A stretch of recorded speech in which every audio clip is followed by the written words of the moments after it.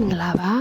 ဒီနေ့မုံမုံတို့ကမြောက်ကလာကျူတရာအစင်ကဘင်းအောင်လက်မပေါ်မှာရှိရဲ့နမဲကြီးနေတဲ့မဝေဒုတ်ထိုးဆိုင်ကိုရောက်ခဲ့ကြပါတယ်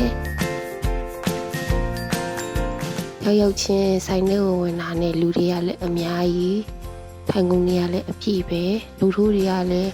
မျိုးစုံနေရပဲ100တန်း200တန်း300တန်းအစားစားပေါ့နော်အဲ့ဒီတရားမှာကိုကြိုက်တာတွေကျွန်တော်နဲ့ထည့်ပြီးတော့အချင်းရင်းနဲ့တူစားအိုးစားလို့ကောင်းမှာကောင်းအခုရှိသေးတယ်စိတ်ခောက်တုတ်ကလေ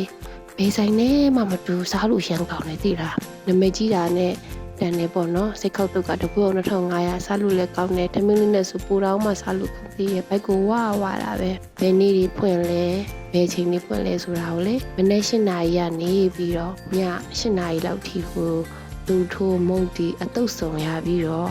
ကြတာဘေးနဲ့တောက်ကြကိုစိုက်နေရပိတ်ပါတယ်တဲ့စီတန်တန်နဲ့ဒုထိုးကောင်းကောင်းလေးစားကျင်နေဆိုလို့ရှိရင်တော့မဝေဒုထိုးဆိုင်ကိုစားဖို့မမောကညွှန်ပေးချင်ပါတယ်မမတို့